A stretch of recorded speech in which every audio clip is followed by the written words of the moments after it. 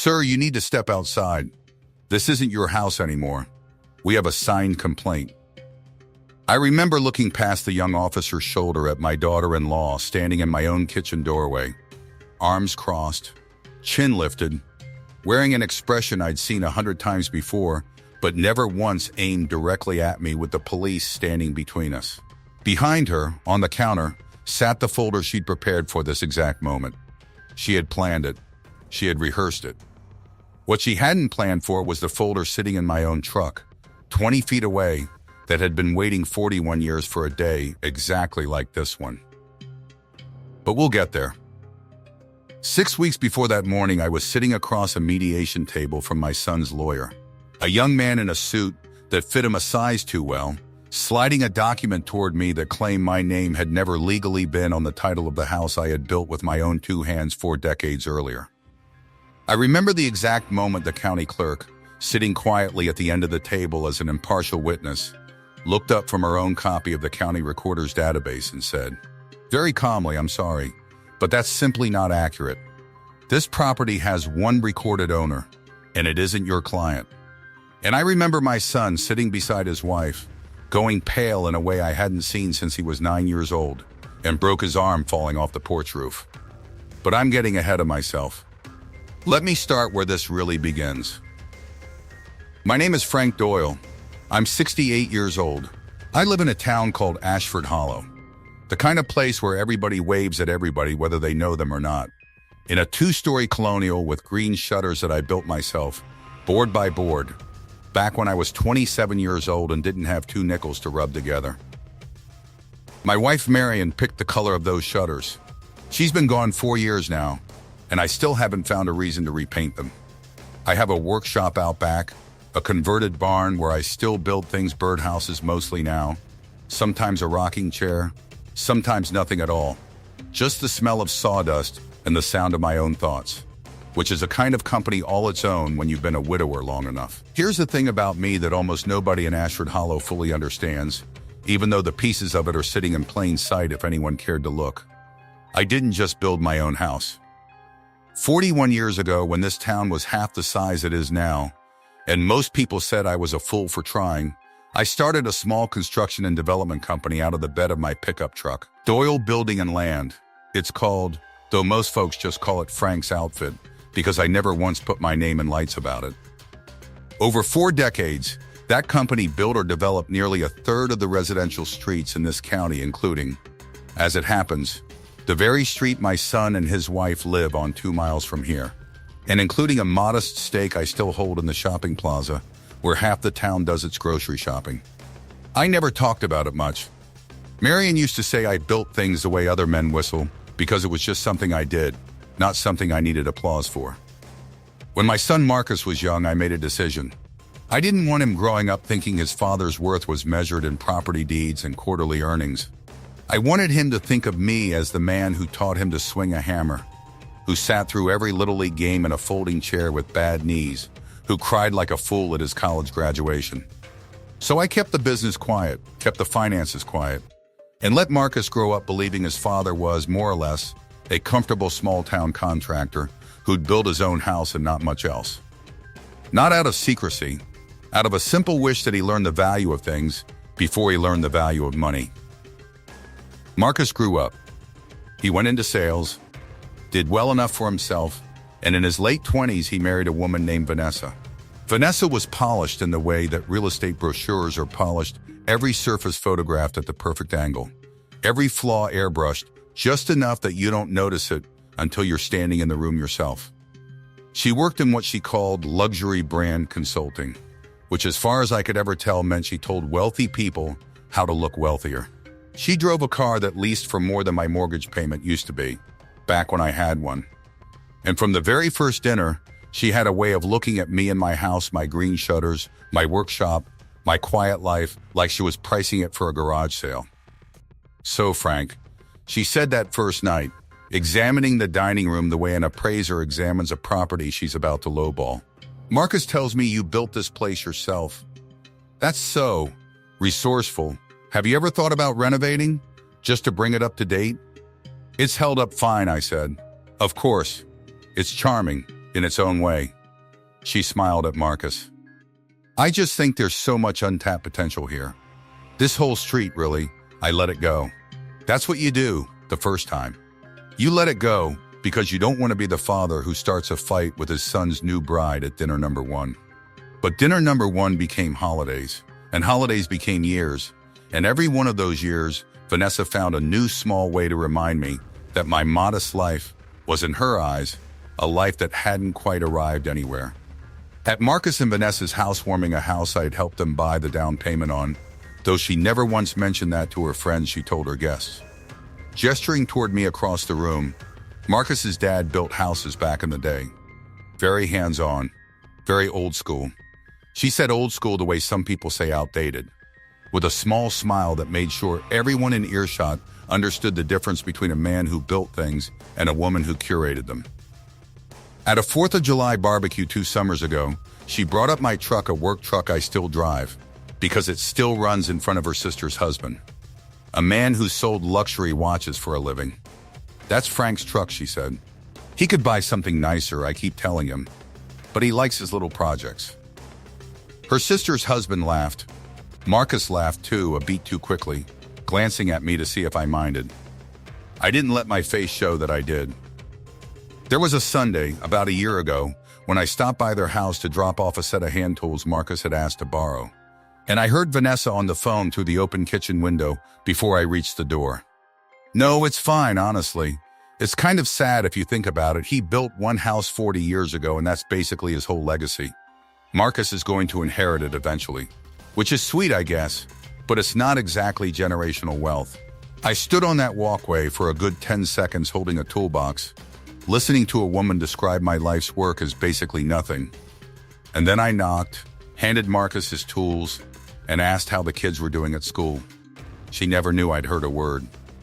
There was a dinner, maybe 8 months ago, at a restaurant Vanessa had chosen specifically for her father's retirement party, where she stood to make a toast and spent nearly 5 minutes describing, in loving detail, the vision she had for renovating our family home once she and Marcus finally took it over properly, including a wine cellar where my workshop currently stood, before turning to me with a bright smile and saying, "Don't worry, Frank. We'll keep a little room for you somewhere, maybe over the garage, so you're not too far from your tools."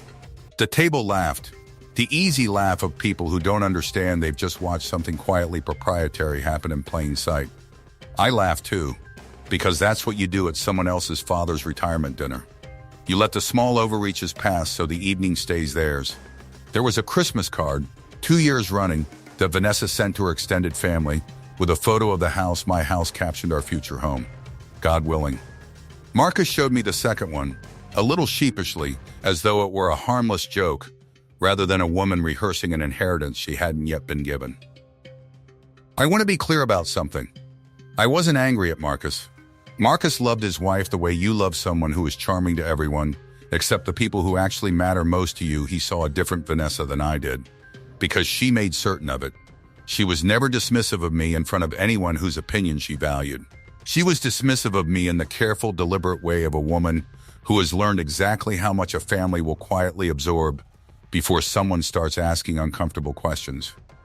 What I didn't know, what none of us knew, not even Marcus, was that Vanessa had spent the better part of 2 years convincing herself, and slowly convincing Marcus, that the house I lived in should rightfully already belong to them.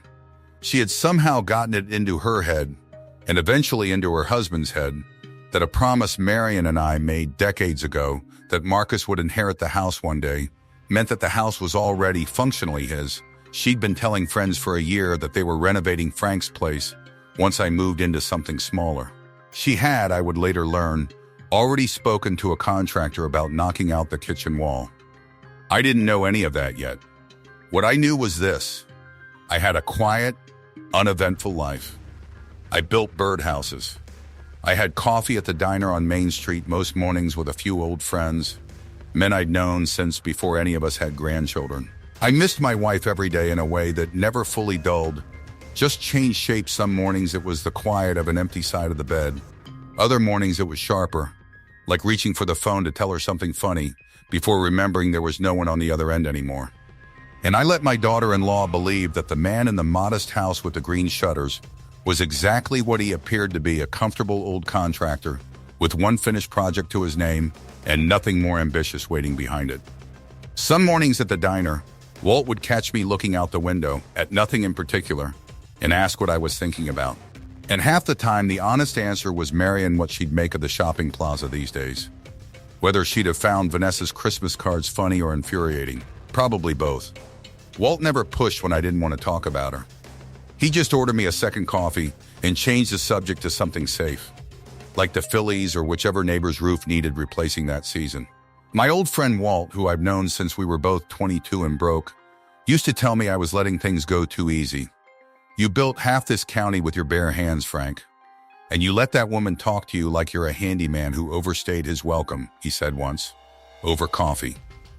One phone call to your lawyer and she'd never say another word about that truck. And I'd tell him what I always told him, that the day I started defending my net worth to my son's wife was the day I turned my family into a courtroom, and I wasn't willing to trade my son's peace for my own pride.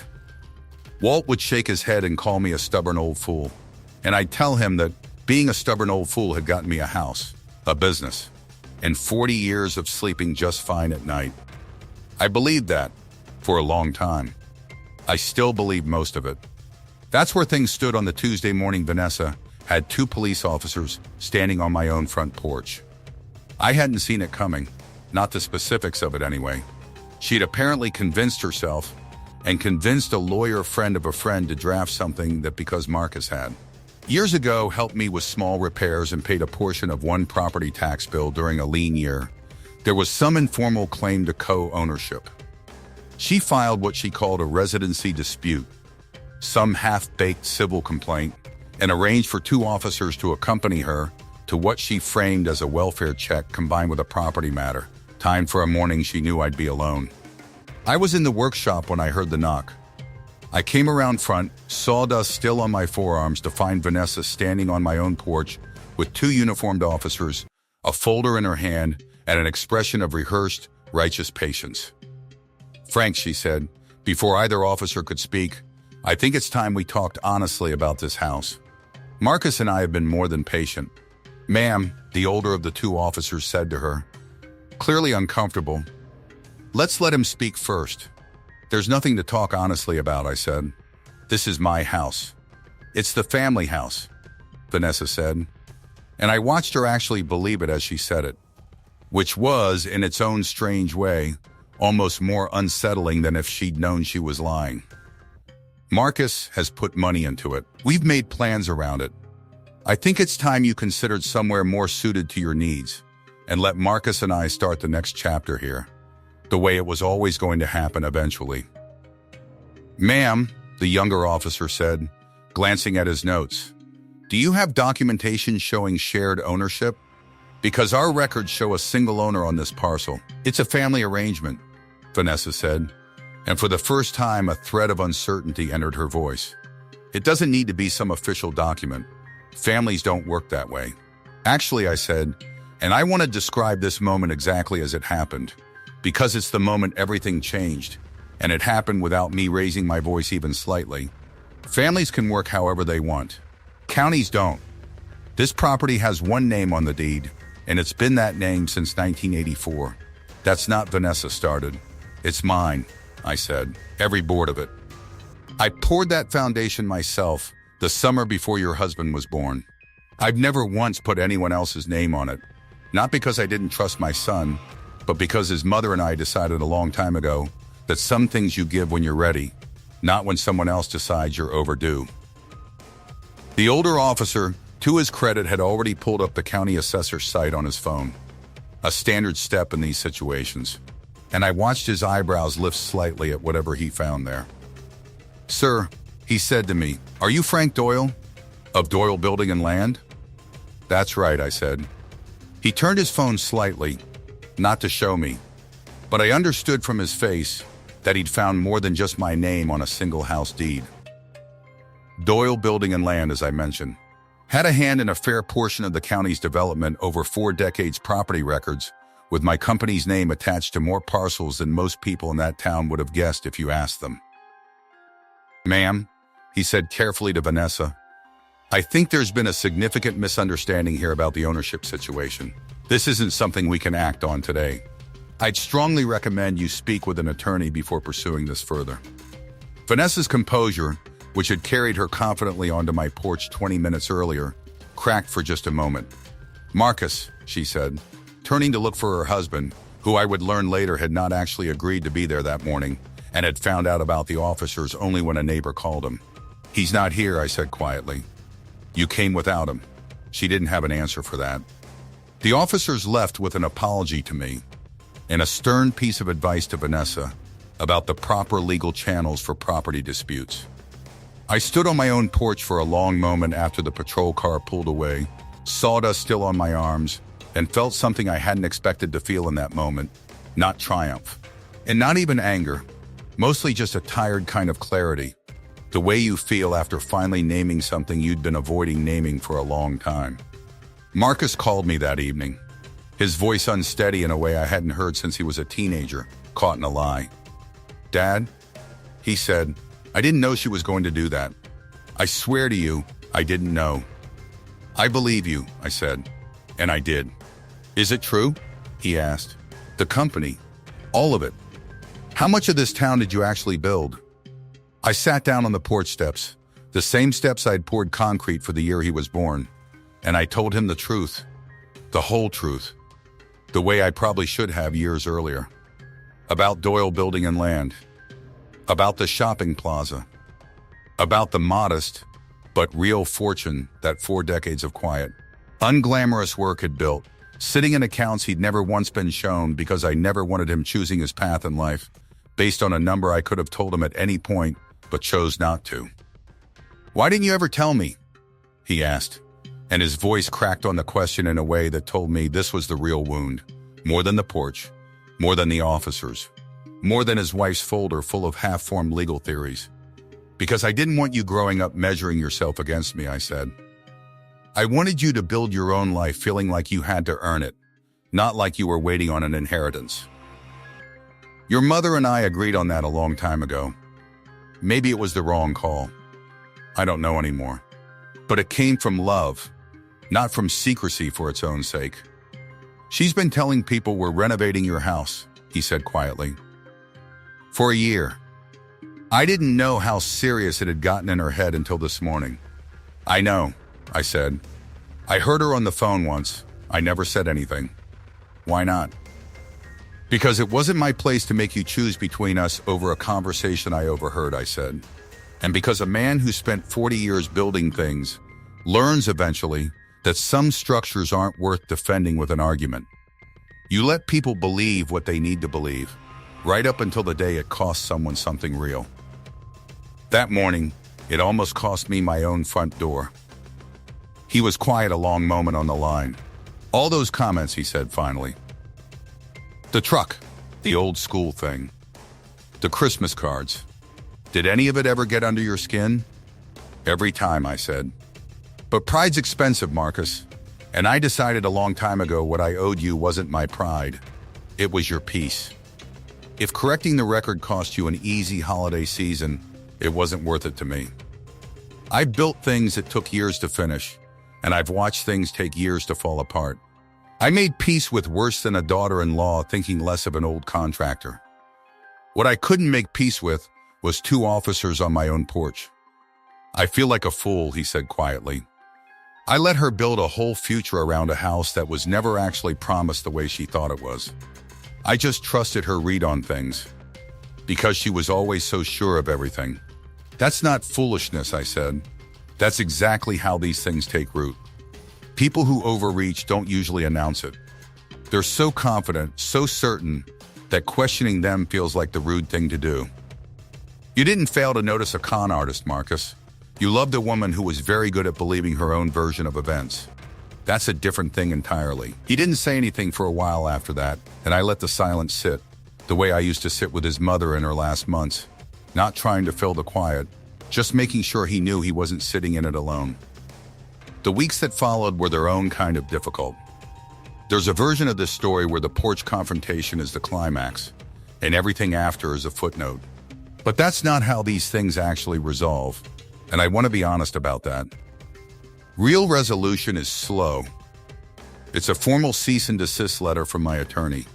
It's a mediation session where Vanessa's own hired lawyer, reviewing the county records for the first time himself, went quiet in a very particular way when he understood the actual scope of what Doyle Building and Land represented.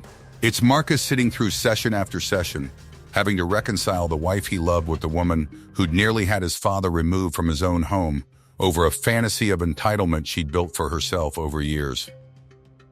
There was a day, about a month into the process, when the county clerk, the same woman who'd corrected Vanessa's lawyer at that first mediation table, walked us through the full, unbroken chain of title on the property, 41 years of a single name, no encumbrances, no informal claims, nothing but a man who built a house and never once let anyone else's name near the paperwork. Vanessa sat through that meeting with her jaw tight, watching 4 decades of her own private narrative dissolve into a public record she couldn't argue with.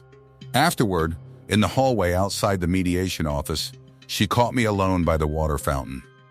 Some of her earlier polish had worn thin by then, the blazer still fit, but her face had the pinched look of someone watching her own version of events get quietly dismantled by people who didn't find it persuasive.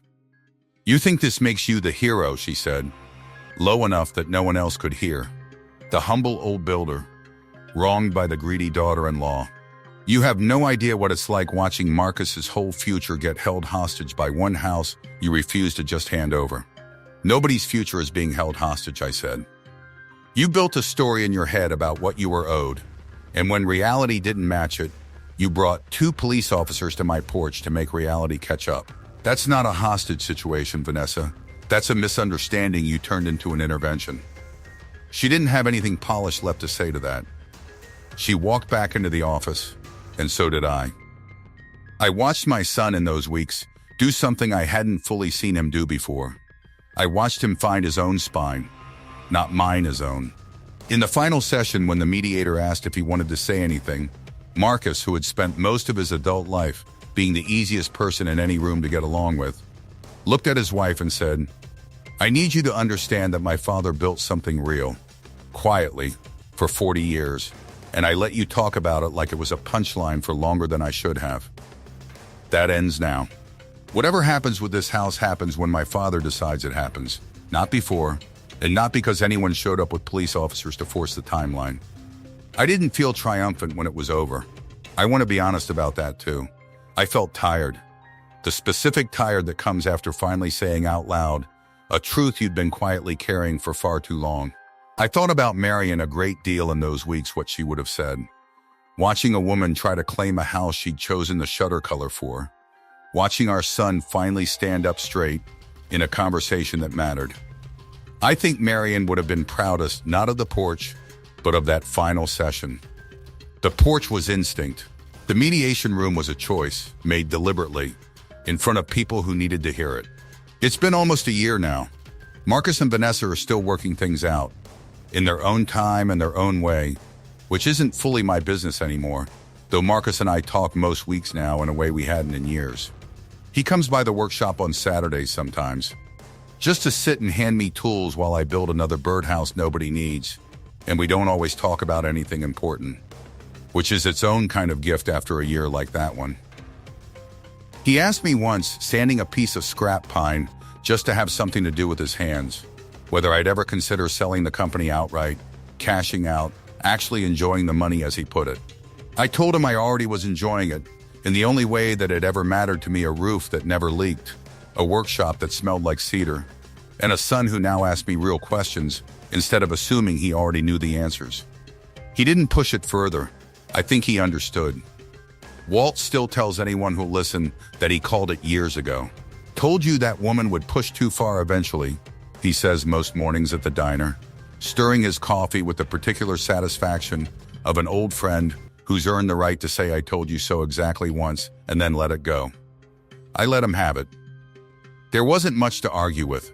Last month, Marcus was helping me clean out the workshop and found an old cardboard box I'd kept sealed on a high shelf for over a decade, the original hand-drawn blueprints for the house. Yellowed at the edges, My own handwriting from 41 years ago marking measurements I'd long since memorized without needing the paper anymore. He sat on an overturned bucket with that box in his lap for a long time. "Why'd you keep all this hidden?" he asked. "The company, the money, all of it." "Because I didn't want you to know your father as a businessman," I said. "I wanted you to know him as a father. I still do. The businessman built the roof over your head. The father was for making sure you never had to think about the roof at all." He looked at the blueprints a long moment, then up at me. "You could have been both the whole time," he said. "You always were. I just never asked the right questions." I think about that often now. How much of the people we love we simply never fully see, not because they're hiding on purpose, but because we've already decided quietly and long ago what shape we expect them to take. Vanessa looked at me for years and saw a modest old contractor with one finished house and nothing left to prove. She wasn't entirely wrong that I had nothing left to prove. She was wrong about nearly everything else. Some evenings now, when the workshop light is the only one still on in the house, I sit at my old workbench and think about how strange the shape of a life turns out to be. I spent 41 years being a man very few people fully understood, not because I hid it, but because I never once thought it needed announcing. Marion used to say I built quietly the way other men talk loudly, because it was simply how I was made, not something I performed. I think she understood the shape of me better than I ever articulated it myself. I think, too, about how easy it is to mistake a quiet man for a small one. Vanessa isn't the only person who ever made that mistake. And I don't say that to excuse what she did. Bringing officers to a man's own porch is not a small thing. And I don't pretend it didn't shake me more than I let on to Marcus at the time. But I understand, in a way I couldn't have understood at 27. How a story can grow in someone's mind simply because no one ever bothered to correct it. I gave her 40 years of silence to fill in however she liked. She filled it in the way that suited her, and I can't entirely blame the shape she landed on when I'm the one who left the space empty in the first place. I don't regret the years of staying quiet about what I'd actually built. I want to say that plainly, because I know some people hearing this will wonder why I let it go on as long as I did. I'd do it again. Every small comment about my truck, every quiet dig about my one finished project, I would trade all of it again for the years my son got to grow up, believing he had to earn his own life, rather than simply wait for mine to be handed over. That's what a father owes his son, the way I see it. Not a number, a reason to build something of his own. What I do regret, if I'm honest, is not correcting the story sooner, before it grew large enough in someone else's mind to bring police officers to my own front door. I thought silence was a form of humility. What I've learned, watching my son finally find his own voice in that mediation room, is that some truths need to be spoken well before the moment they're forced out of you by a folder and 2 uniforms on your porch. Vanessa mistook my quiet for the entirety of who I was. For a while, even my own son made the same mistake. I don't blame either of them entirely. I built that impression myself, plank by careful plank, for reasons that made sense to me at the time. But I'm glad in the end that the truth finally had its say. There's a particular kind of quiet that settles over a workshop in the evening, once the saws are off and the only sound left is the house settling around you the way houses do when they've stood a long time. I sit in that quiet most nights now, and I don't feel diminished by it the way I might have expected to after a year like this one. If anything, I feel more like myself than I have in a long time, not because anyone finally saw the company, or the plaza, or the 41 years of quiet work behind the shutters Marion picked out. Just because the truth is finally sitting in the open where it belongs, instead of folded up quietly in a box on a high shelf, waiting for someone to ask the right question. If there's one thing I'd want you to take from all this, it's this. The quietest person in the room is not always the smallest, and the humblest house is not always the whole story. Don't mistake someone's modesty for the entirety of what they've built. And don't wait until someone's standing on your porch with a folder and a false claim before you finally ask who they really are underneath the quiet life they chose to show you. If this story meant something to you, share it with someone in your life who's underestimated the quiet ones. Somebody out there needs to hear it today.